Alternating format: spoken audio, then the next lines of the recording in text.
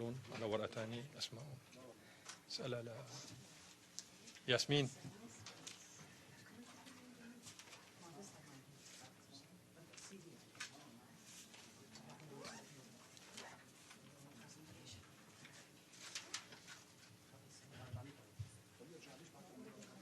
لا اتركوا.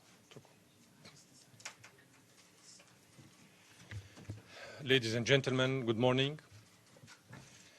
I have the pleasure today to introduce to you the delegation of the U.S. Peace Council, led by my distinguished friend Alfred, and the distinguished members of the delegation. They are here today to brief you on their latest visit to Damascus recently and to Syria. They had a fruitful and successful visit in Syria. I wouldn't elaborate too much on it. The details will come directly from the horse's mouth. They will explain to you what they saw, what they heard, and what they know. They wanted wholeheartedly to come to the United Nations headquarters in New York to share all this very important information with the reporters and correspondents accredited to the United Nations, because you are the exposure of the genuine information and the accurate information. So without any further delay, I would like to introduce to you the members of the delegation. As I said, the head of the delegation is Al. Next to him, Henry. Next to him, Joe. Then we have Dana, and then we have Madeline, and then Dr. Bahman. I think Al will inaugurate the speech. So without any further delay, I give him the floor. Thank you very much.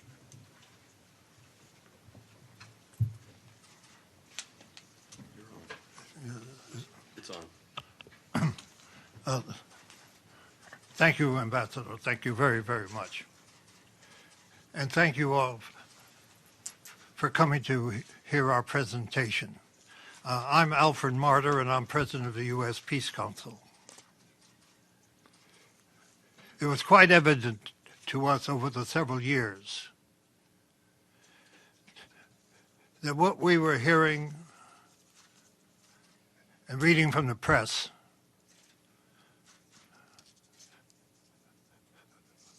was obviously confusing the American people and the peace movement, the large, vocal anti-war movement that exists in our country. We saw the same pattern of every other invasion, where the leadership of the country was demonized and therefore used as an excuse to intervene in the internal affairs.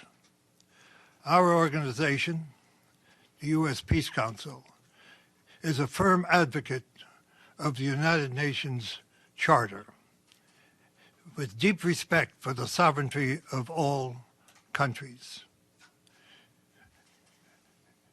respecting the rights of the peoples of those countries to determine their own destiny.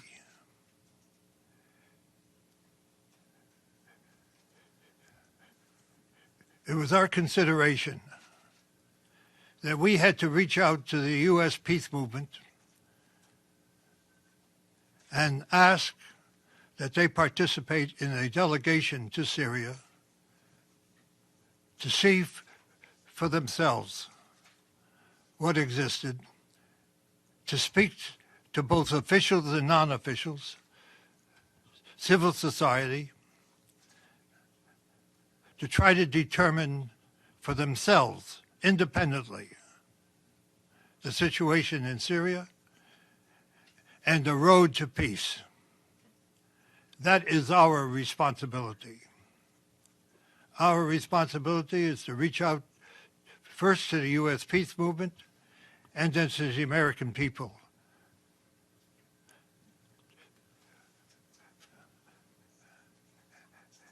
The campaign to confuse the American people has been intense. And it is our purpose to try to bring some light, some understanding, which can perhaps lead to the American people demanding an end to the intervention and peace in Syria. We reached out to many peace organizations in our country to try to get a broad delegation to go. I would be less than honest if I did not say that some did not come because they were fearful of going into a war zone. Others demonstrated the confusion that does exist because of reading the propaganda and the barrage of, unfortunately, the media, which gives such a one-sided story. We feel we have that obligation. And it's a tribute to those who went, that they overcame those obstacles and agreed to go, and may I point out, paid their own way to go. So I would like to first introduce the co-leader of the delegation, a member of the Executive Board of the U.S. Peace Council, Dr. Henry Lowenthorf. Thank you, Al. Thank you, Ambassador. Our delegation was co-led by Jerry Condon, who's the Vice President of Veterans for Peace. He's not able to be here. He's active right now in Seattle, Washington, where he lives, in that area. Two other members of the delegation are unable to be here. Judy Bellow, who lives in Rochester, and Vanessa Beeley, who is an independent journalist who has returned to Syria to report directly what she is seeing as she investigates further the truth of what's happening in Syria. I think what Alfred said is so true. We are fighting a mass of propaganda that has demonized the Syrian government, demonized its leaders, an effort that precedes every other intervention that the United States has made over the course of many, many decades in order to convince people that it's okay for quote-unquote humanitarian reasons to overthrow a government and to replace it with whatever. The United States prefers a government that is not independent, that is a willing participant in what the whatever U.S. policy is. So what we saw in Damascus and what we saw in the two villages we visited outside Damascus belies the propaganda that has overwhelmed us. It's hard. It's hard for even those of us who have been in the peace movement for a long time. It's hard for us to ignore this propaganda. It is so well orchestrated. We spoke to members of industry, the Chamber of Industry. We spoke to leaders in the student union, the National Student Union. We spoke with NGOs that are involved in taking care of the orphans of those who have died in this war on both sides. They don't discriminate. Orphans are orphans, whatever side they were fighting on. These young people have to be taken care of. We spoke with an NGO that trains women who don't have a skill in sewing because they lost the breadwinner in their family. We spoke to an NGO where they're trying to deal with reconciliation and trying to make sure that supplies get to those areas of the country that are under the control of the terrorists, the mercenaries. And we make a distinction between opposition, the political opposition with whom we also met, and the terrorists and the mercenaries with whom we did not meet. We met people in Syria who work nonviolently to bring about change. We learned of their efforts to bring about change, working in opposition to the government, working with the government, but nonviolently. We met with government officials. We met with the Minister of Administration. We met with the Ministry of Health. We met with the Minister of Reconciliation. A whole approach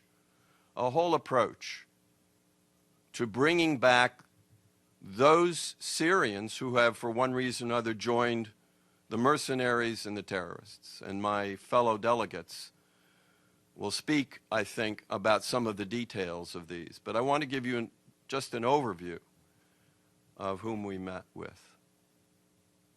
We saw for ourselves the damage that was done to the university. Even while we were there, a shell fell into the School of Architecture, killing students and faculty. And the students themselves were rebuilding the damage. We saw villages that are basically Christian villages that have been besieged by the terrorists but have now been liberated.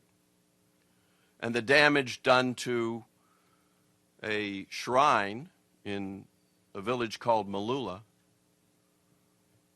which is a village where they still speak Aramaic, the language of Jesus, and the attacks on the Christian population. One of the things I bring back, there are two things I want to mention finally that we feel are really important. One is that while the United States would like to divide the Syrians up by religion or within a religion, by the different beliefs within that religion, there wasn't a Syrian we talked to who would accept that. We spoke to the Grand Mufti and he said, people ask me how many Muslims there are in Syria, and his response is always 23 million. That's the population of Syria. And when we talked to the bishop of one of the Orthodox churches, he answered the same thing. The number of Christians is 23 million. We will not allow ourselves to be divided up the way the United States has divided up the people of Iraq or Libya or Afghanistan or so many other countries. We won't allow that. And that unity, I believe, has led to the ability of the Syrians to withstand an invasion by the most powerful country in the world and its most powerful allies in Europe, its most powerful allies in the Middle East, with what is a vicious attack on the Syrian people. The second is the sanctions. I have to admit that I did not know before I went that the United States has imposed sanctions on Syria in a way that's similar to the sanctions that the United States imposed on Iraq in the 1990s in order to weaken that country and that government that the United States admits killed 500,000 children in Iraq during the 1990s sanctions. That set of sanctions means that the Syrian people cannot get medicines that they desperately need. They cannot get factory parts that they need to maintain their economy. They can't get infant formula and many other things.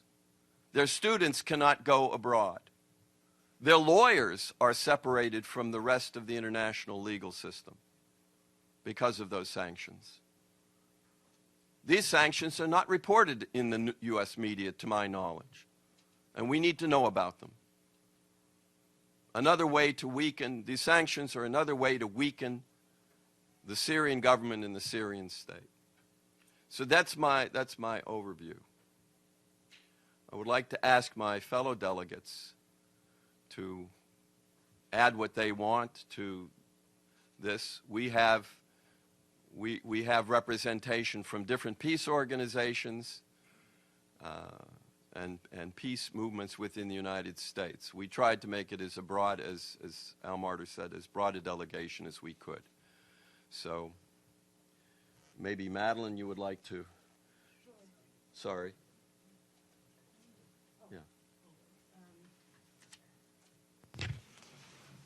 My name is Madeline Hoffman. I'm the director of New Jersey Peace Action. I went as an individual representing myself, but I've been a peace activist for 16 years.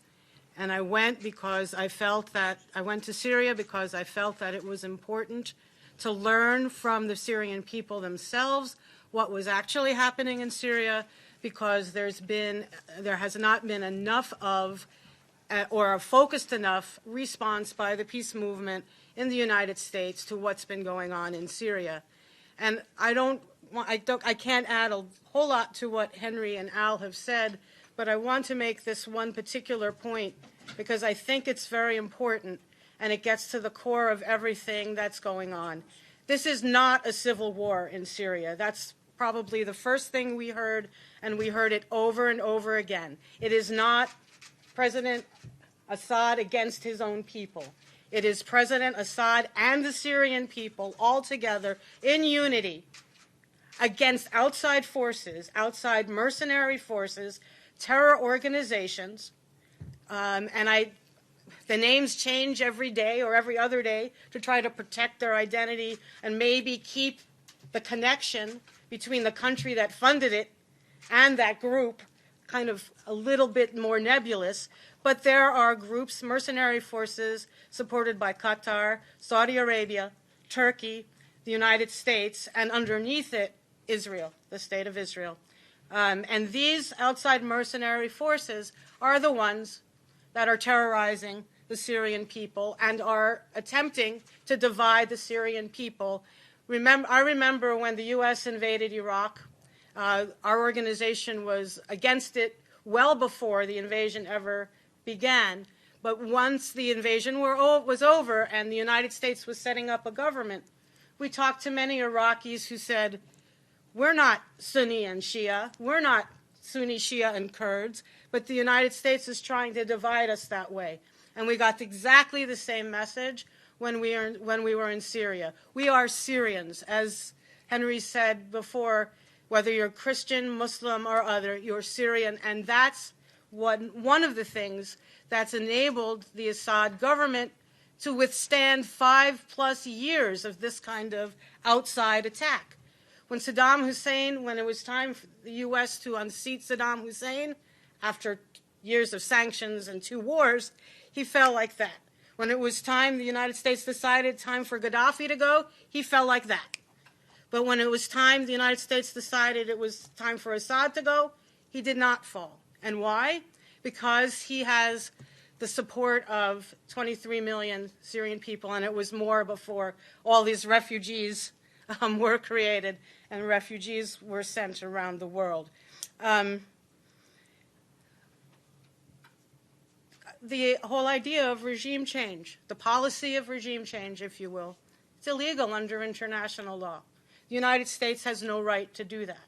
The United States has no right to decide for the Syrian people who their government leaders should be.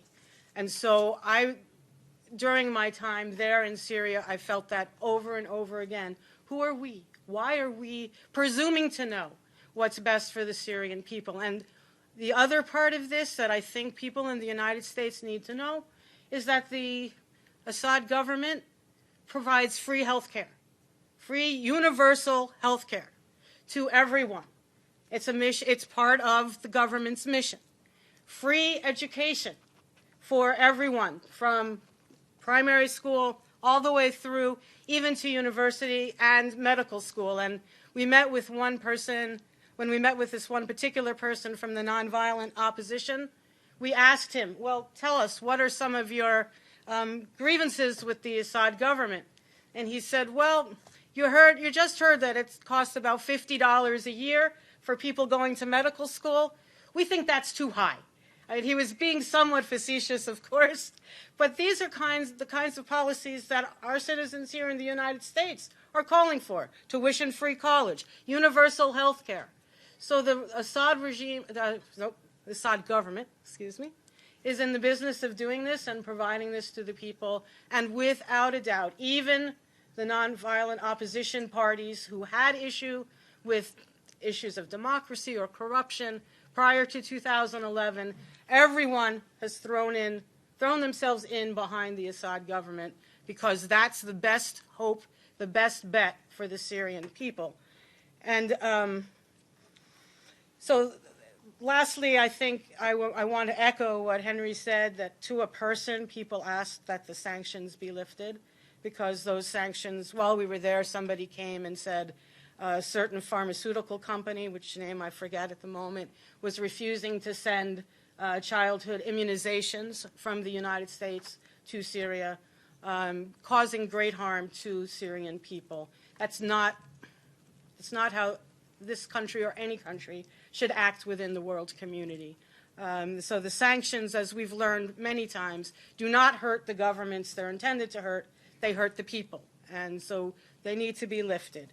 We also heard that the border between Turkey and Syria needs to be closed so that this pipeline of trained groups, terror groups, is blocked and no more of those groups get into Syria. And finally, and this is where we come in as the United States, that the United States needs to stop supporting some of those outside terror groups. All the support for the outside terror groups needs to be withdrawn and allow the Syrians to fend for themselves. The Syrian Arab Army is fighting for its life and fighting for the life of Syria.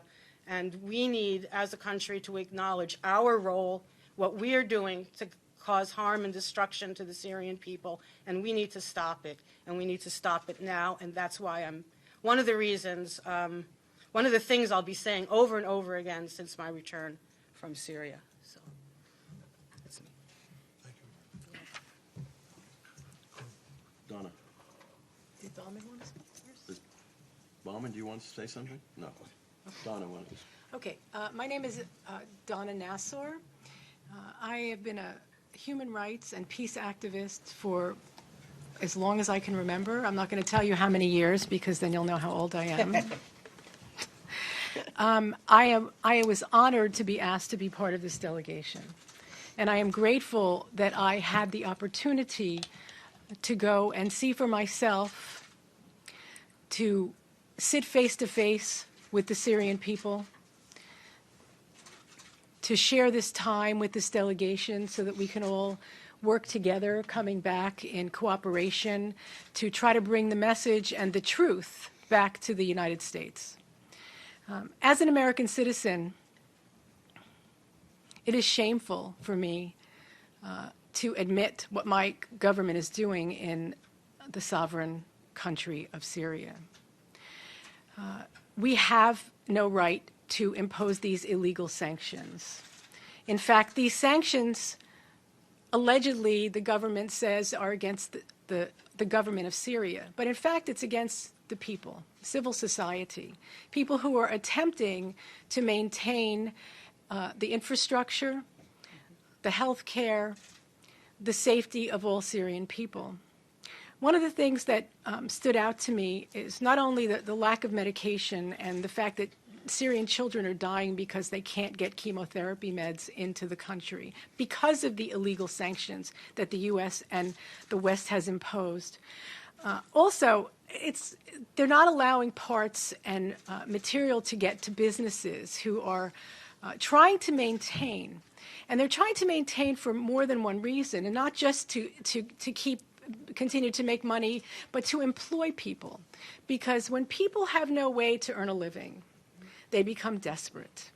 And we know that some of the Syrian people who may have chosen to join the terrorists, mostly for economic reasons, because they couldn't earn a living. And their benefactors, the U.S. and all the others who are collaborating together to fund this terrorism, are paying people very well to participate in this illegal activity against the Syrian people. So there are so many ways, subtle ways, that the U.S. sanctions are affecting the Syrians. And when we spoke to the business people, they mentioned to us, we're desperately trying to stay in business. We're desperately trying to keep our people employed so they don't become desperate and they don't then feel like they have no other choice. Something else that's very important is we did have the opportunity to speak with civil society, not just all of the official organizations. And we met with people who have witnessed and lived through and shared their experiences with the mercenaries and explained unspeakable things. And I'm not going to go into detail about what those were, but it was very difficult to sit in the presence of someone whose child was assassinated, whose niece was kidnapped and is still missing, whose daughter was raped, kidnapped, raped, and then sent back, male and female rapes we heard about. So this is what the U.S. is financing. This is what the U.S. is backing. And this is not okay. And as an American citizen, beyond being a peace and human rights activist, I will not be silent about what I learned. And we have to take responsibility for what's happening in this country and the lack of morality when it comes to our foreign policy and what we are doing elsewhere. I do want to say that, you know, we did have almost a 2-hour meeting with President Assad, which we were all very grateful for. After listening to him, after listening to all the voices of civil society and the groups and the government officials that we met with, if you think about it, it makes no sense what the U.S. media and Western media is reporting. It makes no sense that Assad, who is trying to maintain the infrastructure and look toward the future for the Syrian people, would be the one destroying hospitals and all of these places that the U.S. media and the Western media are claiming that he is the one responsible for destroying. It just doesn't make sense. He is interested in the future for Syria. He told us flat out, you know, when this is over with, we can have another election. If they don't want me, they don't want me. That's fine. But for now, I've been elected to lead this country, and that is what I will do. The last piece that I want to talk about is, you know, having been a student and scholar of restorative and transitional justice for many years, I was really very, very impressed and excited about the fact that they have a ministry of reconciliation, that even in the middle of the trauma that the Syrian people are involved in at this point, they are looking towards the future and they're dealing with people in a restorative and healing way already. So if someone has joined if some Syrian citizen has joined the mercenaries, they're literally going, and if they put down their arms, they are welcomed back into Syrian society. And they're fed, and their families are fed, and restorative justice techniques are being used so that you don't have a group of Syrians now who are feeling outside of society. So everything that I've said, I will continue to say, and I will continue to share with other people. And I feel now that since we have been there, we are now capable of sharing truth that, unfortunately, our media has not been offering the world. And we intend to not be silent from here forward. And thank you all for listening. Joe. My name is Joe Jameson. I'm coordinator of the Queen's Peace Council, which is an affiliate of or branch of the U.S. Peace Council. And my background is the trade union movement. So I'm accustomed to speaking bluntly. so forgive me if I do that. I'm reminded of I associate myself with all the comments of my colleagues here, but I'm reminded of the famous comment by the American writer Mark Twain, who once said that it's not what we don't know that gets us into trouble. What gets us into trouble is what we think we know for sure that just ain't so. And that's what I think of when I think about my fellow Americans and what they know about Syria and what they think they know about the war and the Syrian government and the Syrian leadership. What they think they know, I'll argue, just ain't so. And so we have to take that on because we're getting into trouble. Our delegation came to Syria with political views and assumptions, but we were determined to be skeptics and to doubt everything, to meet everyone we could, and to confirm or disconfirm received opinion and establish conventional wisdom, and to follow the facts wherever they led us. I concluded a number of things from the trip. I won't go over things that my colleagues have already mentioned. The motive, in my opinion, of the U.S. war is to destroy an independent Arab secular state. It's the last secular Arab state standing, and it wants a client regime like Libya, like Iraq, like a number of other countries you could mention. The U.S. hostility to independent Syria long precedes 2011, the beginning of the war. The U.S., I concluded, claims to be against ISIS terrorism, but yet it's been loath to fight a really consistent fight against terrorism. Certain privileged groups, such as the al-Nusra Front, the names shift, are called moderate rebels because they fight the Syrian government, and the U.S. wants that. They are not moderate. They beheaded a 12-year-old boy when we were there. We saw it on YouTube and on TV. The motives of the U.S. proxy war states are somewhat different. Sectarian motives and regional power rivalries affect Saudi Arabia and Qatar. The Wahhabist ideology, the ideology of the Muslim Brotherhood, is a sick, medieval, backward ideology. It drives the Saudi state. It motivates that state to finance this war. And Damascus, by contrast, promotes a socially inclusive and pluralistic form of Islam. And we met the leaders of that form of Islam, and they are humane and democratic-minded people and have every reason to join with the American people in stopping this insane support for Wahhabism, which is behind so much terrorism in the world. Those of my fellow countrymen who are dogmatic about Assad demonization are not going to like what I have to say now, which is that the Syrian government is popular, and for that reason, it is winning the war. The Battle of Aleppo will probably be decided soon, relatively soon, and may be the last hurrah, in my opinion, of the foreign mercenaries. The president is popular. His government is recognized as legitimate by the UN. It contests and wins elections. The elections are monitored. There's a parliament which contains opposition parties. We met them. There is a significant nonviolent opposition which is trying to work constructively for its own social vision. Some of it is inside the government, which in effect is a government of national unity. Some of it is in the parliament. We met them. The Minister of Reconciliation, as I think some of us have said, deals directly with armed groups, and he's an opposition leader. So let me conclude, which is that the U.S. policy on Syria, regime change, is not wrong in its details.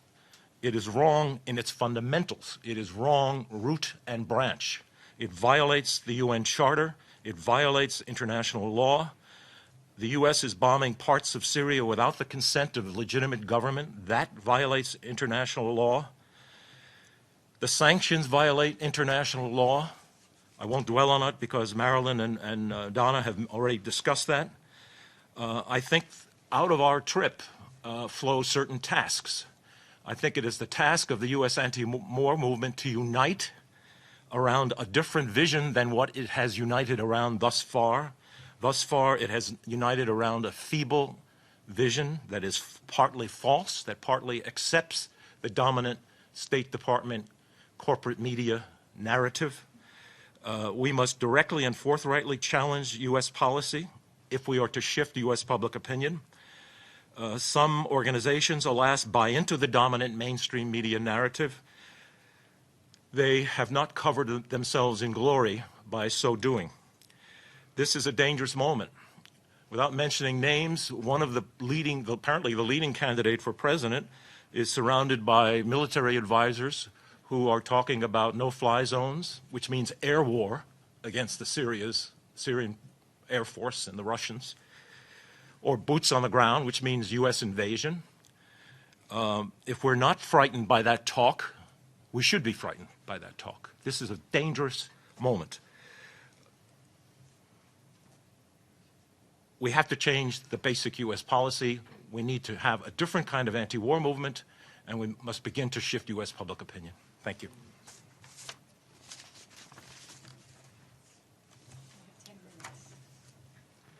There may be some questions, please. Please. Hi, good afternoon, or good morning, rather. Luke Vargas with Talk Media News. A question for Mr. Martyr to begin. You said that the media is giving a one-sided story of Syria, a one-sided presentation. When you are not invited to Syria to look at Damascus, where do you receive your information about what's happening in Syria? To what outlets do you turn? And a question for Mr. Lohendorf. You mentioned that, I believe this is sort of partly a quote, but that what you saw in Syria, and rather in the capital, belies the well-orchestrated propaganda about Syria. That would seem a bit like saying you visited Middle America because you've seen Manhattan. Do you believe a visit to Homs or Aleppo or other cities around the country would enable you to speak more about the situation across the country as a whole? He asked, what information, how do you get information when you don't go to Syria? Where do you get information? Well, those of us who are in the peace movement have to read the same press that everybody else reads and tries to determine the issues. I just want to add to what I said before. I don't know if people realize that for the last 8 years, every day the U.S. has been involved in wars. Every single day of the Obama administration has been devoted to war. And if you compare the media approach, the U.S. State Department approach to Syria, there's a familiarity. It's Noriega, it's Hussein, it's Gaddafi, one after another, in order to convince the American people that we have the moral responsibility to intervene. And unfortunately, this institution plays along.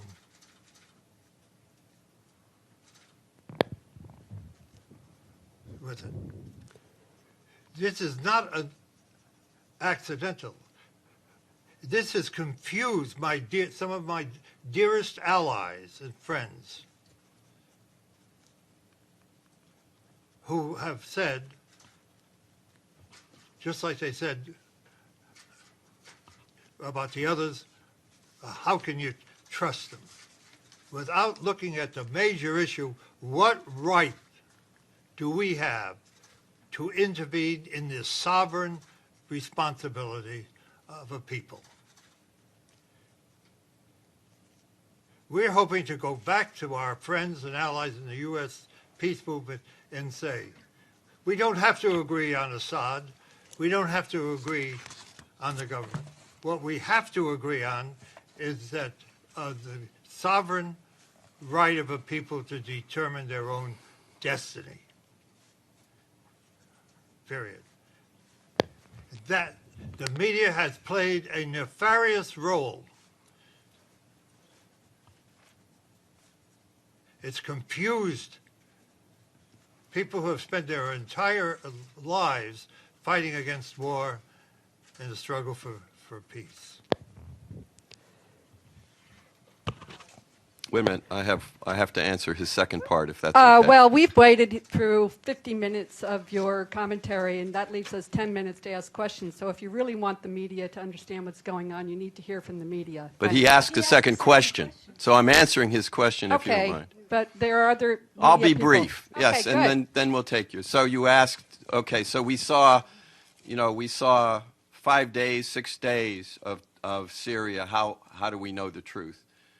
We only know what we saw, and what we saw goes against everything that we read in the United States.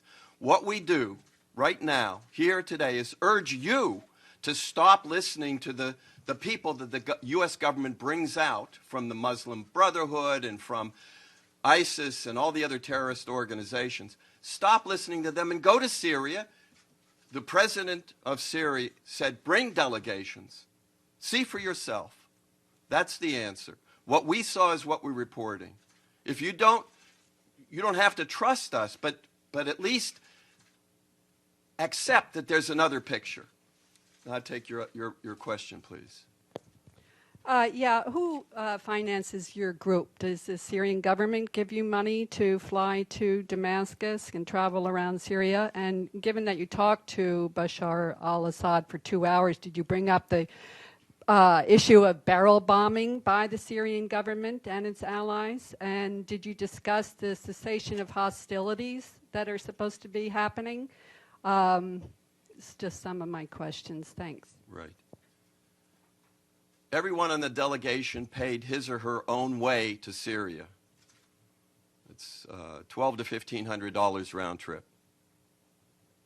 The Syrian government provided us with security and access to all of the people we asked to see and visit, as many as we could. The Syrian government also covered half of our accommodations, and we covered the rest. That's the truth. You can make of that whatever you want. In terms of meeting with President Assad, we did not ask about barrel bombing. Barrel bombing is a term that the United States uses, like Scud missiles, a nasty word. What we learned from him and from others is that when the terrorists destroy something, they show pictures and say it's the Assad government. Bombing, no matter who does it, is likely to kill civilians. We know that. They know that. But when an outside force, like the United States and its allies, invade with mercenaries, you expect the consequences that we've seen, which is a lot of loss of life and a lot of people fearing for their lives leaving. Most of the people who leave, however, do not rush to the terrorist side, they rush to the government side. Those people who left the country left for various reasons. In part, they could afford to leave. But most of the people who have left their homes have moved to the government side because that's where they're safe and that's who they trust. So you're saying barrel bombs do not exist, or this is an invention of the U.S. government? I'm going to ask for this. That's the term the U.S. government uses. What do you call them? Well, they're bombs. They're Why bombs. do we call them And barrel bombs? barrels, because they're in barrels or they're tanks. No, they're not. Go Okay, ahead. what are they in? You Yeah, have a you- question. Sure. I guess I wanted to pick up on, you'd said something about, when you said this institution plays along with it, Mr. Martyr, I think you were referring to the UN. So I just want, and any of you are free to take the question, sort of, what do you think the UN's role, in terms of it has a humanitarian presence? It's supposed, we don't hear that much about them from sanctions, but while you were there, did you have any interaction with the UN presence on the ground? What do you think of the UN's performance? And if any of you saw, there was an area formula meeting here yesterday, sponsored by the U.S. mission. What did you think of that? I mean, I can imagine, but if anyone wants to, that saw it, what they thought of it. Thanks. Madeline, you want to deal with that? Okay. First, on the issue of the United Nations, on the issue of the United Nations and the United Nations role, one of the members of our delegation, Vanessa Beeley, who is unable to be here, she's still in Damascus, has done a lot of investigative, independent reporting on what's gone on in and throughout Syria, and we also heard, we've heard from her on the role of the United Nations, and also from a young man whose family is still in one of the villages that's controlled by outside mercenary forces. And he is independently trying to arrange for a food drop into that area because he can't go in to see his family can't come out. But he has said that the aid is not getting through. And Vanessa Beeley has said that the aid is not getting through. And one of the reasons for that is that it's being intercepted either by the outside mercenary groups or at times we have heard stories that the United Nations aid is not getting through either because it's going to the wrong side, to the outside mercenary forces, not to people in the civilians in Syria who deserve and need to have that aid. This is all probably independently verified. I don't have the information here at my fingertips, but the role of the United Nations hasn't always been what it should be in this particular conflict, and I'll end there.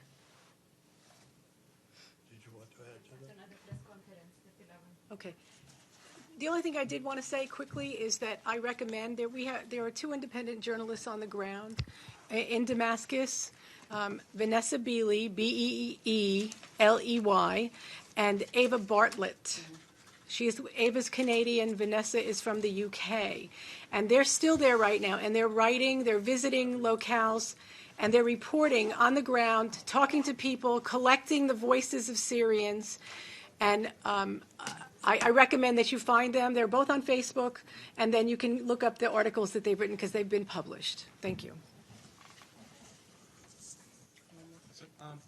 I just want to mention one thing that was raised by Dr. Jafari for us, that there was an informal meeting of the Security Council, I think some members of the Security Council yesterday, on the question of Syria, and apparently two doctors from one of these organizations that are affiliated with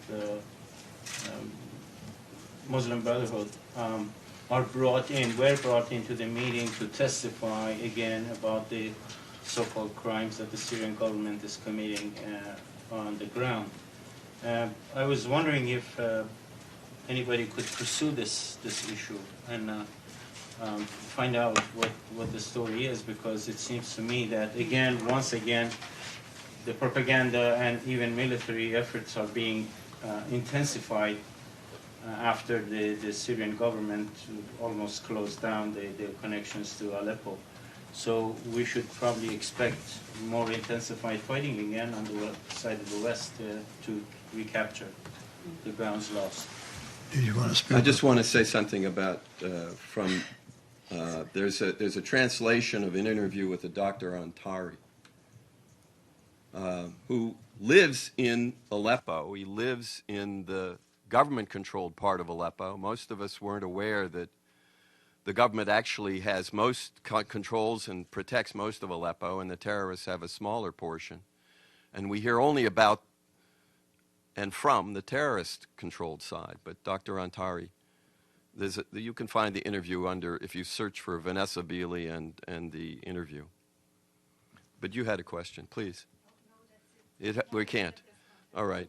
But maybe if you're available, we're available to speak if you want to continue this discussion.